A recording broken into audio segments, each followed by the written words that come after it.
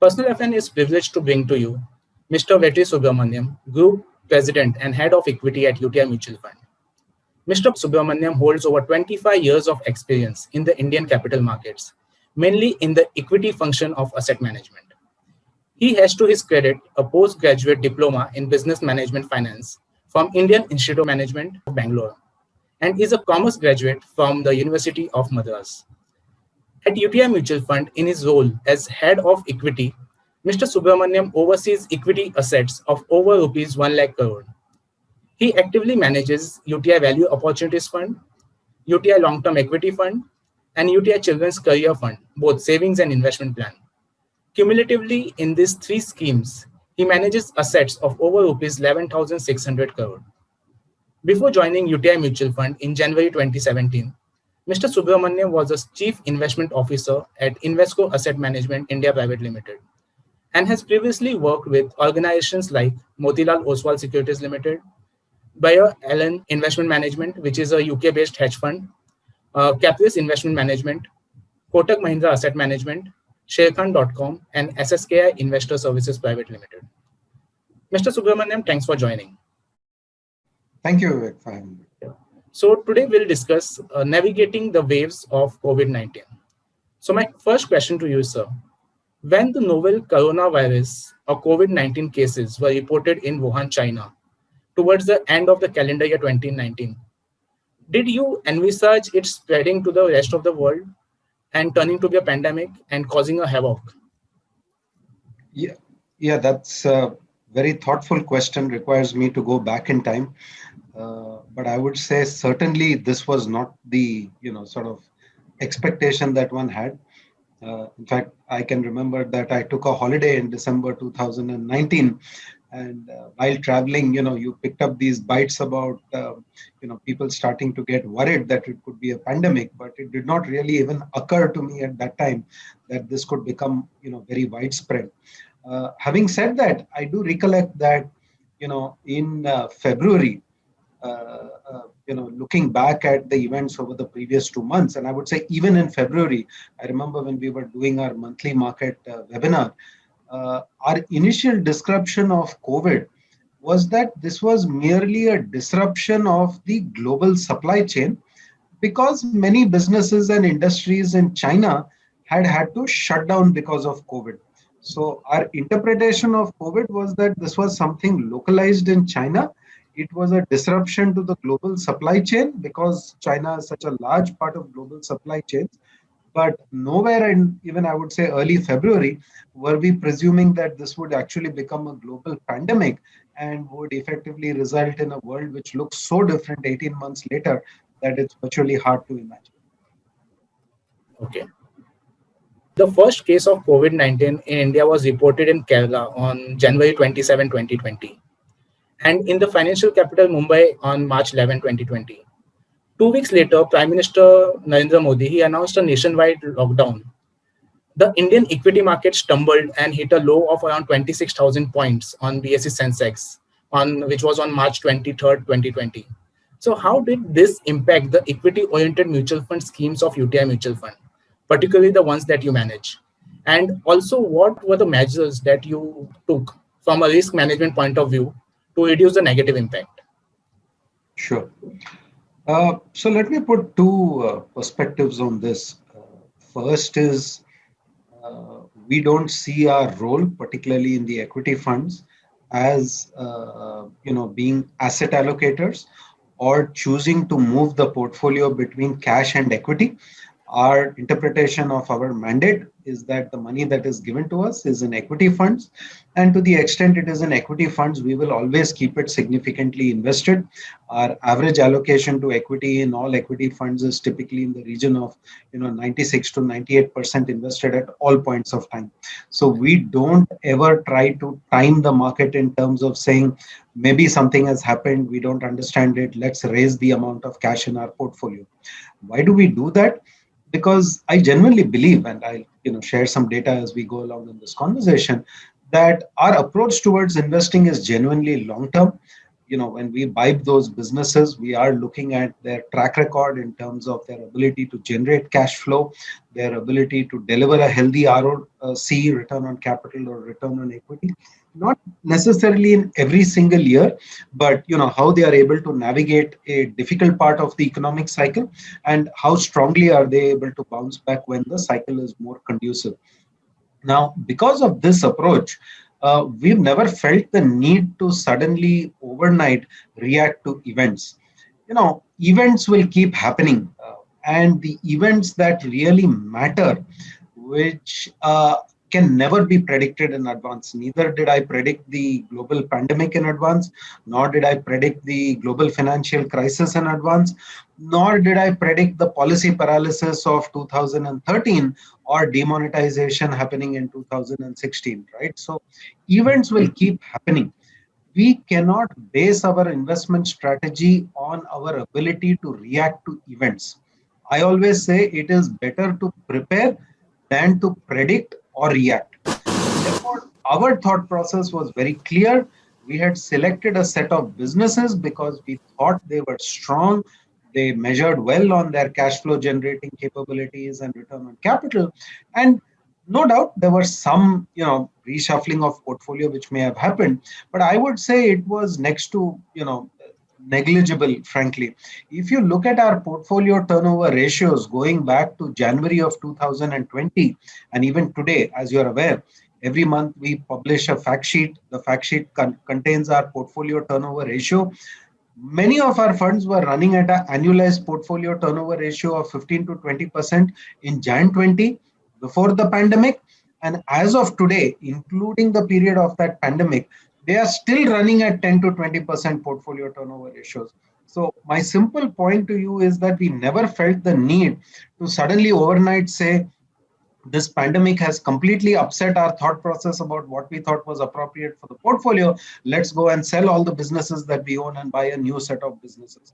So, that is the way we dealt with the pandemic. And we were very clear. We did not want to be reactive. Yes, we looked at two things. What is the ability of our companies to navigate a difficult period in terms of their balance sheet strength and cash flow? Companies which could face some challenges, and some of the companies did have challenges. Do they have access to capital? Can they raise capital? And in many cases, we did find that those companies, the first step that they took was to either raise capital, access capital, sell assets, and that gave us confidence that they would be able to get through this difficult period where cash flows were challenged. So I would say to that extent, our fundamental principle was don't be reactive. You've prepared in advance. There is no need to predict what events will happen in the future. It is the quality of your portfolio which will help you navigate the unexpected things that will happen in the future. I don't know what will be the unexpected event of 2021 or 22 or 25. It is the quality of the stocks in my portfolio to a large extent which will allow me to navigate the next crisis. Thank you. That was quite comprehensive. Now, my next question. You manage the UTI Value Opportunities Fund that holds a mandate to follow value style and invest across market caps. So how did you approach the market low for the portfolio construction activity of this fund when the market was at its low at that Sure, point? sure. So again, just to put it in perspective, we run the portfolio with a value perspective, but I should also highlight that our approach towards value is not what I would call a very classical Graham style, which is all about buying assets at a big discount, which is all about traditional investing around cheap metrics, right? So we don't believe that just buying cheap PE multiples or buying low price to book multiples by itself it necessarily amounts to buying value. What we look for is to buy companies at a discount to their intrinsic value. And intrinsic value is a combination of many things, no doubt. You can also look at the value of assets. We did buy some companies looking at the value of our assets. But more importantly, intrinsic value is a concept that the company is nothing but the value of the cash flows that it will generate over the next 10 years, 20 years, 30 years of its lifetime. Now, when we looked at it from that perspective, one thing was very clear to us, that even if the company was to face a very difficult year in 2021 in terms of its earnings, the that would amount for, let's say, just 1 year out of 20 years of the cash flow that it will generate. Very simplistically, 1 year out of 20 is 5%.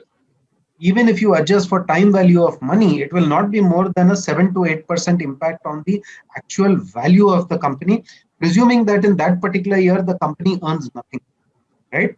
Right. So our thought process when stock prices started falling, and in many cases, remember, stock prices fell 20%, 30%, 40%, 50%, Right. 70%, was that the fall was far more than what was justified if you were to presume that this hit to intrinsic value was going to be a lot more limited, because it amounted to only 1 to 2 years of the cash flow when you value a business based on a 20-year period.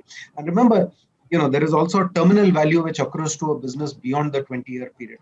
So in our opinion, there were many opportunities which opened up to sort of buy some businesses. At the same time, we did take a call that certain companies which were already stronger pre-pandemic were likely to be the companies that would emerge from the pandemic stronger, less competition, grow faster with better profit margins. So we did make a few shifts in the portfolio, exiting what we thought were perhaps weaker franchises which would have larger needs for capital, which may be companies which would have to look inwards rather than engage with the market when the crisis ended. So we did a little bit of that reshuffling, but in many cases, we actually went in and used that opportunity during the pandemic to increase our holding in some of those companies where we thought the intrinsic value was not damaged as much. Leverage businesses posed a very significant challenge to our thought process. Now, typically, one of the things that we've always said when it comes to value is that we don't mind taking a risk on the P&L account, but we don't want to have too much risk on the balance sheet and cash flow, because if the crisis becomes too long, then this becomes a survival issue for a company which is challenged when it comes to looking at the balance sheet. So we were a little bit more cautious in those kind of companies.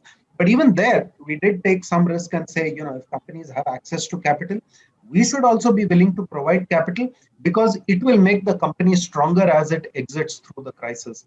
But to go back to my earlier point, our portfolio turnover ratio didn't change too much. We just had to reshuffle some of the names between what we thought were the stronger names, better place to exit the pandemic. And we did buy some of the more cyclically attuned businesses, because we thought the cyclical businesses, as much as they had been damaged on the way down, at some point of time as the economy started to recover, they would most probably benefit the most. So our thought process was actually geared towards saying, let's look at some of those opportunities in the cyclical businesses. Now, during the swift rise of equity markets since March 2020 lows, it was observed that the value investing somehow significantly lagged or underperformed the growth investing. So what is the future of value investing amidst the COVID-19 pandemic and in a post-COVID world, according to you? So just 2 points I would make here. One is, if you look at the strategy that I'm involved with, which is value opportunities, which, as I said, is more intrinsic value focused than a very classical Graham style, cheap valuation driven thought process. If you look at the results over 3 years and 5 years, I've been involved with the strategy for about 4 years now. Honestly, it would figure whichever way you cut the peer group of strategies which operate either with a growth strategy or with a value oriented strategy, it will come out to be a reasonably top level performer. Today we are talking soon after the fantastic French Open semi-final which happened yesterday. I was up till 3 a.m. watching it, and let me just give you a context from there. Right? I think we've been privileged to see 3 great tennis players in the last 15, 20 years of my life. You have Djokovic, you have Nadal, you have Federer. Each has their unique strengths and abilities. Somebody has dominated hard courts, somebody is better at clay courts, somebody has been more of an all-court player, somebody is more of an athlete, somebody is more aggressive, somebody is more graceful. But here's the point, right? 2 of them have won 20 Grand Slams. One of them has won 18 Grand Slams. And yet the debate is who's the greatest of all. I would be very happy if I could win 5 Grand Slams, leave around 18 or 20. I think a lot of the debate, coming back to your question about value and growth, is misplaced, right?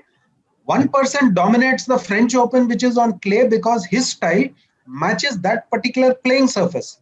Somebody else wins more on hard court because his style of play matches that. When you think about markets, markets have seasons, right?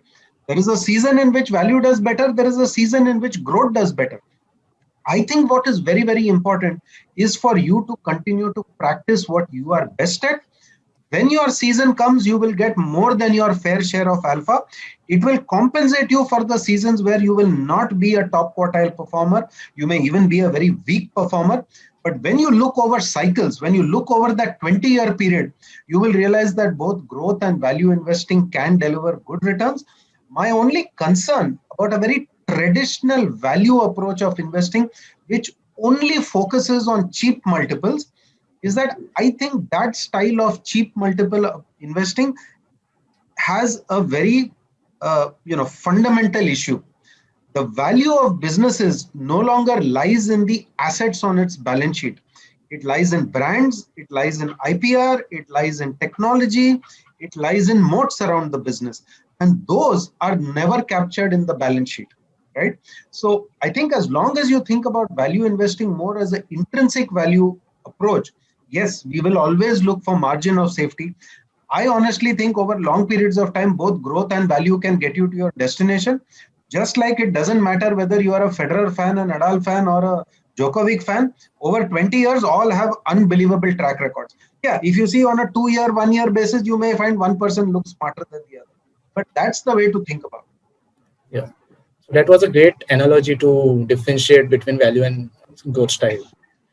My next question. The second wave of COVID-19 has wreaked havoc.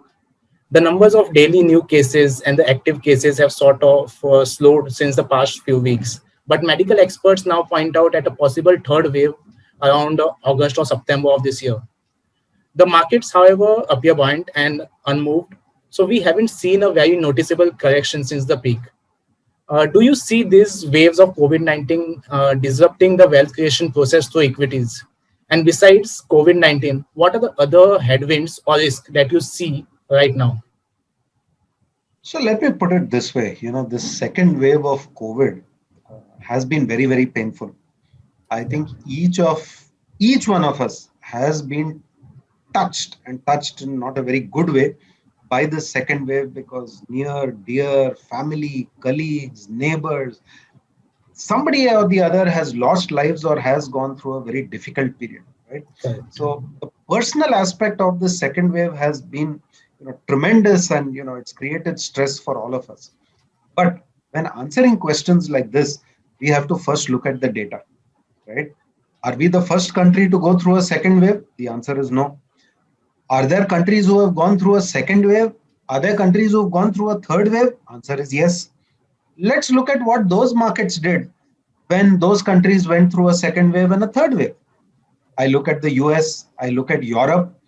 They've had second waves, they've had third waves. Did the markets ever react to those second waves and third waves? Just go back and look at the data, right? You don't see the impact of the second wave and the third wave on the equity market, right? So I think the question itself sort of is misplaced with a bias that, and I'm not blaming you, but I'm just saying, and I find this thought process with many people, the wave has created anguish for all of us, don't get me wrong. Right. But markets are markets. And for whatever set of reasons, maybe it is the fiscal support provided by governments, it is the monetary support provided by the monetary authorities, somehow it has given the markets the confidence to look beyond the wave. Secondly, we have also seen that post the wave, business and commerce re-engages very, very dramatically, right? When we saw the numbers for the December quarter and the March quarter, it was visible that business had bounced back very strongly. The other part is that the stock market reflects the earnings accruing to the organized sector. And unfortunately, over the last 4 or 5 years, well, I won't use the word unfortunately, let's say it is what it is, the organized and formal sector has benefited and the unorganized sector has suffered. So we have a very strange outcome that March 21 over March 20 GDP is down 7 to 8%. Profits of the Nifty 50 companies go up 7 to 8%, Yes. right? And if you look at the forecasts, of course, these are only forecasts. GDP is expected to go up 8 to 10% in March 22, which means GDP will go back to the 100 level if we take a base of 100 of March 20 and 22. But profits of the Nifty 50 will be higher by almost 30 to 40% based on forecasts, right? So Right. there are two things which are underlying market strength. The pandemic has not necessarily been bad for the corporate profitability of these large companies in the formal sector. For whatever set of reasons they have come out stronger, does not mean there is no pain in the economy. Secondly, because of the support provided by fiscal and monetary authorities, investors appear to have been confident enough that we can get through this difficult period, and therefore our markets have behaved no differently from the way the US market or UK market or French market has behaved. And believe me, they have had a second wave, they have had a third wave also, right? I'm not going to underplay the risk of a third wave. We were talking to one of the hospital companies in which we are invested on Wednesday evening, and the CEO of that company was once again telling us how they are preparing for a potential third wave. They don't know when it will come, but I do think that as the pace of vaccination picks up, I think the government policy towards vaccination, it has gone through some bumps, but it's now showing a fair degree of clarity and purpose. We have seen the finance ministry talk about the fact that 70% of the adult population should be vaccinated by October. Incrementally, I'm a little bit more positive that both the health system and the vaccinations will help us navigate the potential third wave much better.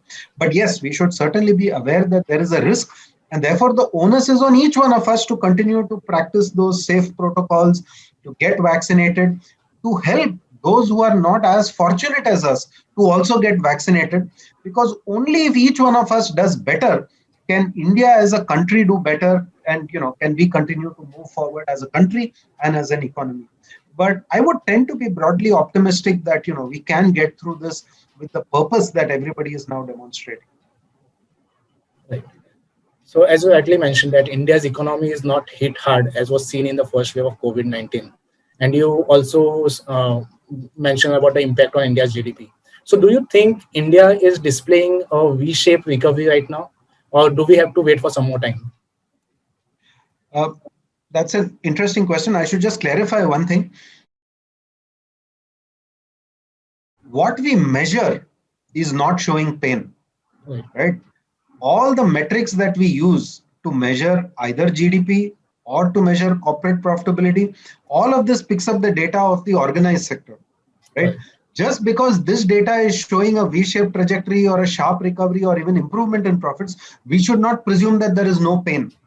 And I believe it is the responsibility of the government, and I think government also gets the point that it will have to continue to help those segments of the society who are not participating in this V-shaped recovery, the unorganized sector, the urban services sector, the migrants. I think they are vastly affected by this. It's just that when we measure GDP, unfortunately, these people, their contribution is a lot more limited. So there is pain, and I think government will hopefully continue to address that part of the pain. I think as far as the recovery is concerned, see, last time the V-shaped recovery was far easier. And I think one of the things we should be careful about is that, yes, we had 2 quarters of negative GDP, but this was not a classical business recession, right? A classical business recession is one in which typically there is a huge boom in investment, there is a huge boom in incomes, there is a huge boom in credit. And then for some reason whatsoever, either supply exceeds demand or demand starts to weaken for some reason.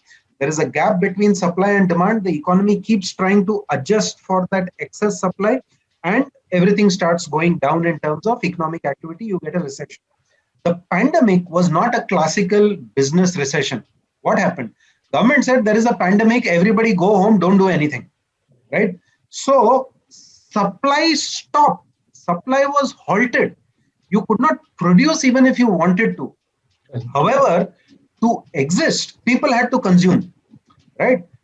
And as the lockdown started getting unlocked, people started coming out in larger numbers because their houses were empty. They discovered they needed new things. They started shopping.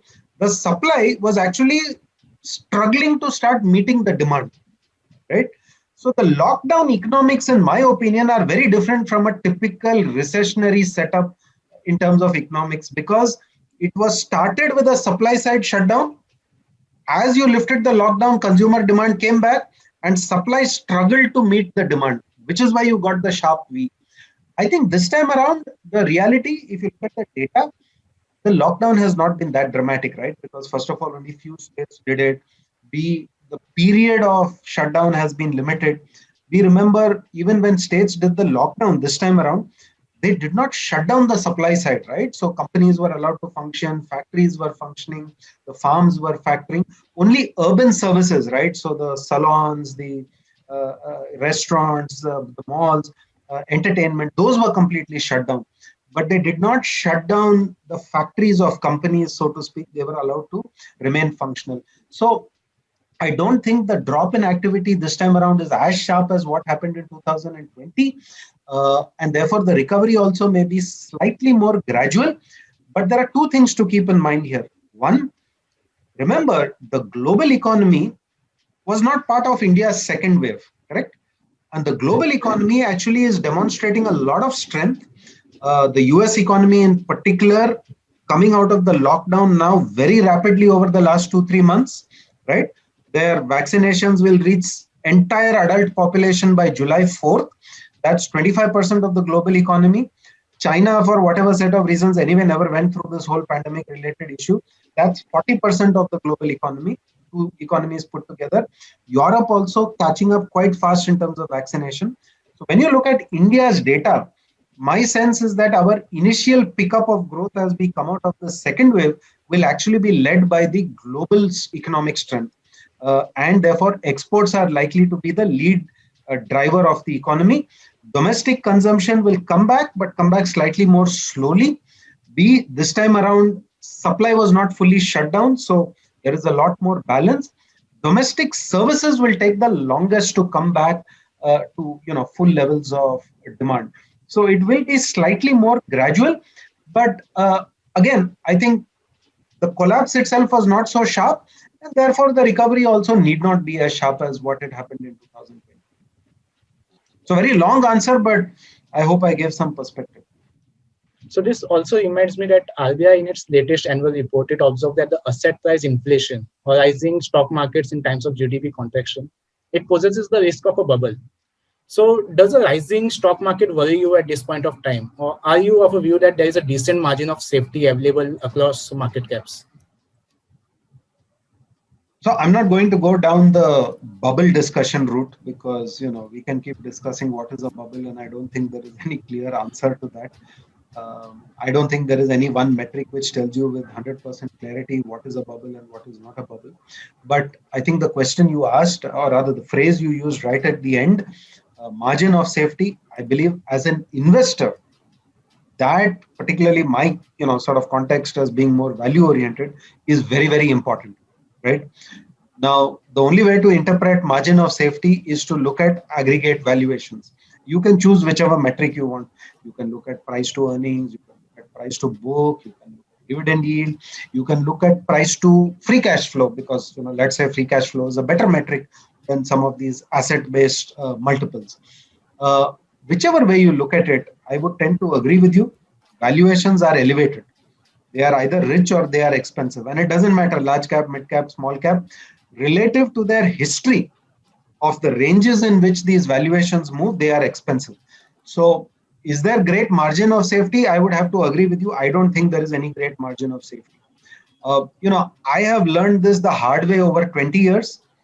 When valuations are expensive, when confidence about the future is very, very high, there is rarely any margin of safety. When valuations are cheap and people are worried about whether their economy and businesses can survive over the next 3 months, there is tremendous valuation margin of safety, and future return outcomes tend to be better correlated with those points of time when there is fear in the marketplace and people are unwilling to think about what could happen in the future because they are so much under pressure with what is happening today. So I would tend to agree with you. Margin of safety dramatically reduced at this point of time. Just as I said, given my thought process, am I seeing cheap valuations? Am I seeing a lack of confidence in the future? The answer is no. At current valuation levels, it doesn't indicate that. So certainly that should be some cause for concern in terms of the lack of margin of safety. One additional point to make here, I very categorically said equity is relative to their past history, right? Yes. No margin of safety. The other way to think about valuations is what are the valuations of the alternate asset class? And let's simplify it by saying the alternate asset class is fixed income, right? Right. So you can compare the yield on the 10-year bond, which is slightly below 6%, with the earnings yield on the Nifty. So let's say roughly Nifty is at 15,000. Expected earnings, of course, it is expected, it's not guaranteed. 750 odd rupees as per Bloomberg consensus in March 22, which means roughly the PE multiple is about 20 times. If you invert it, 100 divided by 20, the earnings yield, as we call it on the Nifty 50, is 5%. So you have a 5% earnings yield, you have a 6% bond yield. Traditionally, the gap between these two is about 100 to 110 basis points. Currently, you are at 100 to 110 basis point range. So when you think about it relative to the alternate asset class, I would say it is slightly more neutral. So relative to history, certainly expensive. Relative to the alternate asset class, currently it is more in the neutral territory. Beyond that, I don't have a great view on metrics like market cap to GDP and all of that. Honestly, I don't even think it is a particularly good metric, because when you take market cap, you are only taking the market cap of listed companies. What about all the companies which are unlisted, right? Right. People have already pointed out that India's unicorns, and if you see all the $1 billion plus companies, their market cap is now close to about $500 billion. Then you add LIC into that, that will add some more market cap. So I'm not a great fan of market cap to GDP as an indicator of anything. I prefer to look at valuations relative to history, expensive, valuations relative to the alternate asset class, neutral. So it's sort of touch and go at this point. Great. Now, barring a few quarters, consumption has been badly hit. As you earlier mentioned, that people lost their job, even they have taken a pay cut and are conserving cash amidst the pandemic. So the government announced massive packages to boost consumption and demand. But it is equally true that money is not effectively reaching down the bottom of the pyramid for the multiplier effect to kick in. So in this context, how are you approaching India's consumption story? I think that's a very thoughtful question. And I would continue to argue that I think India needs to continue to provide more fiscal support, particularly to the disadvantaged segments of our society, those who don't have the social security net, those who are not in formal sector employment and not guaranteed a paycheck. They have to show up at work and do work to earn their living on a daily basis for themselves and their families. Now, unfortunately, India being a developing country, given our fiscal dynamics, our means are more limited. When you look at the developed world, US and Europe, they have done tremendous fiscal transfers to their population, which is why, I don't know if you're aware of this, but US retail sales are currently running above long-term trajectory, right? Because the Yes. fiscal transfers they have made to their population are so large, they are so large that retail sales have actually gone above trend line. And when we say retail sales, we are referring to the sales of goods, right? Significant portion of the consumption basket is towards services. Services you can't spend because of social distancing and all those things you can't spend. So the spending has shifted towards goods, and retail sales are running above. When you come back to an Indian context, our fiscal transfers, we cannot be as generous. So hopefully government will continue to do something there. So I think our consumption story will certainly take slightly longer to come back. However, within that, what you may find is two trends. One, the spending which happens as you go up the income pyramid is likely to bounce back faster. Why? Because those people have not had a setback in their earnings. Secondly, their asset portfolios have increased in value. So their overall sense of well-being is, much better perhaps today than it is for certain other people. So my sense is spending at the top end of the pyramid, middle to high income, premium, luxury goods, maybe will actually be very robust. It is the bottom end of the pyramid which will take longer in terms of consumption to come back. in terms of goods. In terms of services, it's more the fear element, right? People are still scared about, should I get on a flight? Should I go on a holiday? What risk does it pose to me personally in terms of my well-being and my health? So I think that will take a little bit longer to, get back to normal. But hopefully, as the vaccination picks up, there is a potential, maybe by the time we get late into 22, that people will feel so happy that, okay, now there's no sign of that pandemic, now I'm vaccinated. You could see a surge of spending on on services, consumer services, maybe in the second half of 22.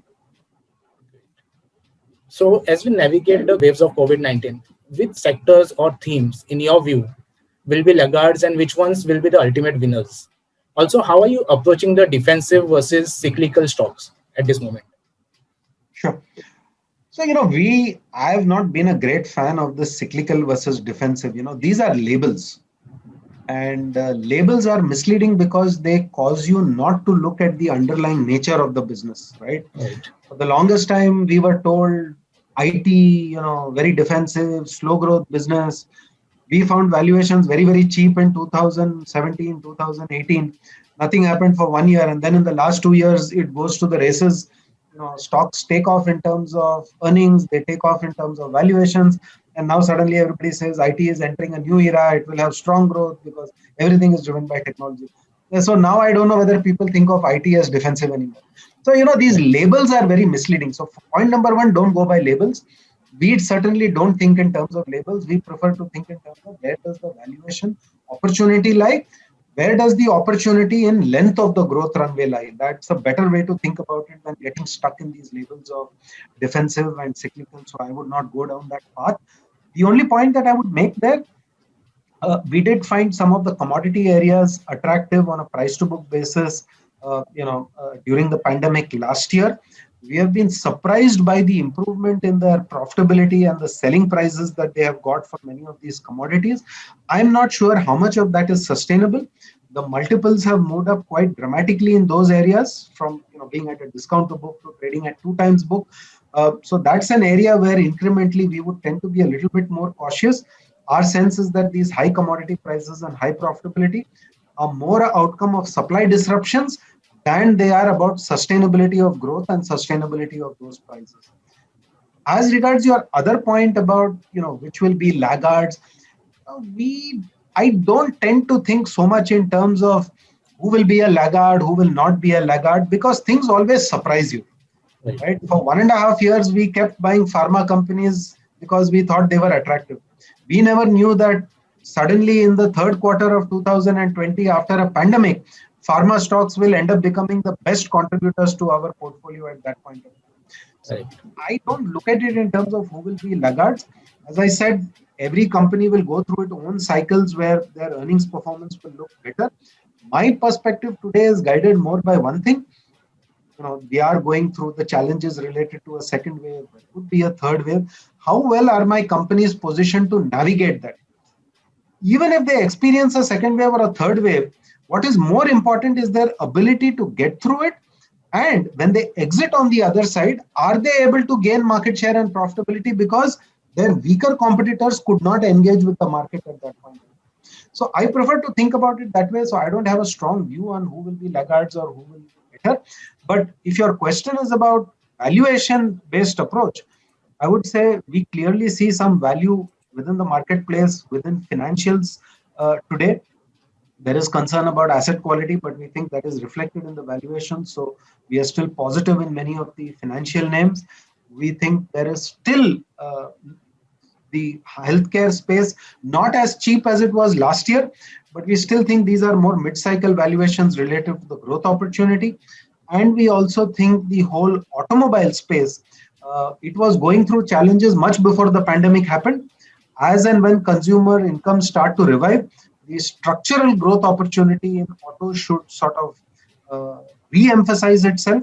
And we think again over there, the valuations provide support. So from a valuation perspective, at least in the strategies that I run, these are the three areas where we still think there is some value arguments left on the table.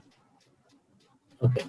So the RBI, of course, it wants to keep rates low to sustain growth on a durable basis because of the pandemic.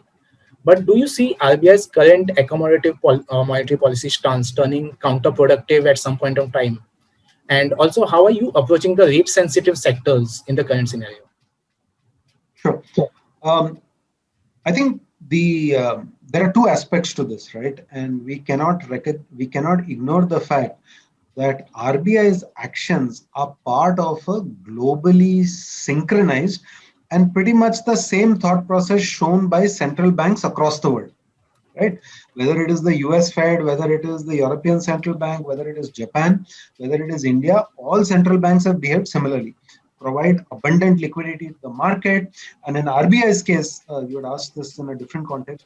Remember, between RBI and government, they've also provided the ECLGS scheme, which has guaranteed effectively almost about 12 lakh crores of advances today to the MSME sector. So different, monetary authorities and governments have used different strategies. So what becomes more relevant is when will the larger economies start to reverse their policies, particularly the US Fed becomes very, very important because the dollar is the world's reserve currency. Right. I think what the US Fed is currently saying is that they think the inflation pressures are transient and they don't see a case to really do anything in terms of lifting rates in the near future. Looks like that is more of a 23 is what they are saying. But I think more importantly, the role of a central bank is to provide abundant and cheap liquidity when things are bad. However, when having provided that liquidity, growth starts to revive, they must start to pull back the liquidity. So I think it should be safe to presume that once it is visible that growth becomes self-sustaining, central banks, be it the RBI or the Federal Reserve, will gradually start to pull back liquidity. But that is natural. Once the patient has been given medication and the body starts to improve, you don't continue to provide medication because the body starts to take care of itself. Similarly, once the growth becomes more self-sustaining, it is natural to expect that RBI will automatically start to pull back as long as it is sort of articulated in advance to the markets. The markets get time to prepare, companies and consumers get time to prepare. I don't think we need to worry that it will be destabilizing. Now, can we rule out unexpected events which create destabilization? Of course not. So is there a risk that something that we don't know about can destabilize a normalization? It is certainly not a zero probability, but I don't think I would panic too much about it today because I think they are trying to get the patient to run on his own. And when the patient runs on his own, it will be natural for them to pull back the medication, and the medication was cheap liquidity. So in the last 1 year, we have seen investors, they are actively participating in equity as an asset class, mostly through direct stock investing as of now. Even the number of demat accounts have hit a record of 14.2 million in FY21. So are investors right being aggressive on equities? And also another question, did investors pull out money or redeem from your equity-oriented schemes to try their hand directly in equities? What was your experience? So let me give you 2-3 answers there, very different set of questions. There was a period where the entire industry was saying net redemptions, right? So I think we also certainly saw redemptions during that period. Though our share of redemptions, thankfully, was much smaller, perhaps, than what some other people in the industry saw. But I don't know whether people redeemed to invest on their own or whether they redeemed because they wanted some cash buffer because perhaps their businesses or their salary outlook was slightly cloudy at that point of time. So I don't know whether they withdrew to invest on their own or what they wanted to do with that money. The second point, we talked at the beginning of this interview, you mentioned Sher Khan, and I said I'm familiar with the Equity Master personal FN names because of my experience going back 25 years. I think we have seen this multiple times in history. This is not the first time. When I started my career in 1992, I heard stories about how millions of people had entered the stock market in 1991 because of the Harshad Mehta boom. UTI FlexiCap Fund today is the new name of a scheme launched by UTI in 1992 called UTI Master Gain 1992, which raised 4,000 crores in an NFO at that point of time. So these are normal things in markets. Every few years, a new generation looks at the stock market rising. They try to, play their hands in it. It happened in the Harshad Mehta boom. It happened during the dot-com boom, 99, 2000. So many investors entered the market. It happened in that whole infrastructure boom in the late 2007-8 period as well. Uh, I welcome more and more investors into the market, whether they come via the direct invest route, whether they come through the mutual fund route. I think over a period of time, it's more important that we get large participation. Many of them may burn their hands. Some may realize they are good at it. Full credit to them. Some may realize, yes, this is a good place to come, but I don't have the time, energy, and the skills. Maybe let me experiment with some mutual fund product or professional management. So I think anything that causes the participation of individual investors in equities to go up is a welcome thing. I don't think I would look at it negatively. I do hope that investors are, taking the time and effort to understand what they are doing before executing and trading in the market. Without doubt, some of the data is worrying. When we see the data of trading volume on the exchanges in the last 18 months, there has been a dramatic increase in the share of retail and HNI volume. Basically, let's say the non-institutional volume. It has gone up very sharply. I would worry about that because I've learned this the hard way. You can't make real long-term wealth by trading the market. It's as simple as that. Point number two, very often this disease of over trading is combined with the what can be a terminal illness, which is leverage. So my only request and advice to investors, don't day trade, don't over trade your portfolio, don't use leverage. Please use some sensible research, your own thought process to try and build your investing approach. Many may find direct investing is not for them. Hopefully, they will then use that as a stepping stone to figure out what are the other professionally managed investment opportunities that they can use. Whether you choose to use passive, active, all that is fine. But think about what are the other simple alternatives. Don't overtrade, don't over leverage, don't use leverage at all. I think those are the two broad points of advice I would give investors. So, in general, what will be your advice to investors on asset allocation while investing for the short term and long term financial goals? And how can they be a smart investor, smart and prudent investors, and make investing a habit so that it serves to be in the interest of their long term financial well being? So one of the most famous economists of our time, and I would say also you could say he has a strong behavioral streak. He was once asked, what method do you use to do your asset allocation? So he said, no, I don't rely on any of my own academic theories or all the academic data for my asset allocation. I put 50% in equities and 50% in debt. So the next question to him was why? He said, because when I put 50% of my money in equities, if it does poorly, at least I will feel better that 50% of my money is in debt. And when I put money, 50% is lying in debt, and then the equity market does well, I feel happy that, okay, at least 50% of my money is sitting in equity. So asset allocation at some level is not necessarily science. It is all about regret minimization. It is all about what works for you personally. So do I have a magic formula for asset allocation? The answer is no. The asset allocation which is appropriate for you and only for you is the asset allocation with which you can sleep at night peacefully. Knowing that irrespective of whether a pandemic happens or the GFC happens or a Harshad Mehta crisis happens, your financial future is not at risk, right? So I would finally say asset allocation needs to be linked to your financial goals. It needs to be linked to what allows you to sleep well at night. Never underestimate the power of what allows you to sleep well at night. It's not about the academic theories of asset allocation. B, review your asset allocation. When the market goes up or down, or an asset class does very well or it does very poorly, your asset allocation will move. You thought it was 50-50 because equity markets do well, it becomes 70-30, or because equity markets does terribly, it becomes 30-70. Find a method for rebalancing your portfolio at some frequent interval. That is an essential element of any asset allocation strategy. Finally, to take market timing risk out of the system, we have talked a lot about SIP. I think SIP is a great tool. Eventually, to take the risk of your exit point out of the equation, I also believe SWP is a fantastic tool. right? Right. So you are not exposed to the risk that on my day of simplicity, on my day of retirement, suddenly I will need that money.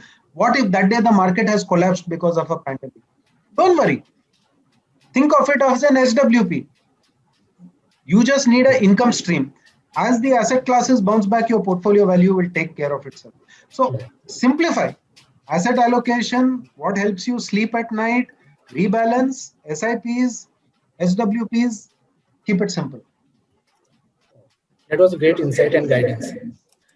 My final question to you: which are the three books or blogs on investing that you follow and would recommend to investors?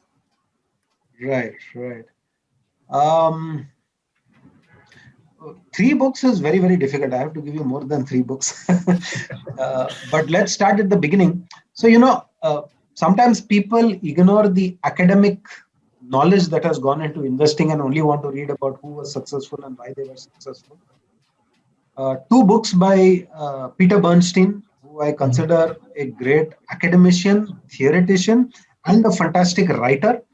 A book called Capital Ideas by Peter Bernstein, and an equally powerful book called Against the Gods, which is an explanation of the difference that understanding of risk has made to our perception of investing or even the world of business and commerce. So I would say these are two more academic books, but beautifully written to connect it to the real world of investing and business and commerce.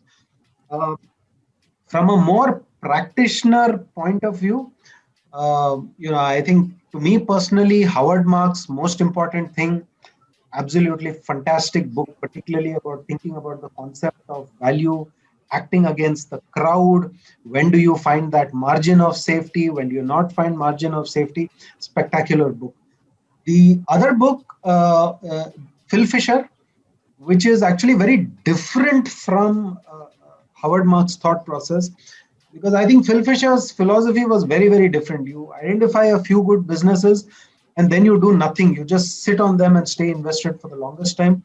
Common Stocks, Uncommon Profits, Phil Fisher, I think fantastic book.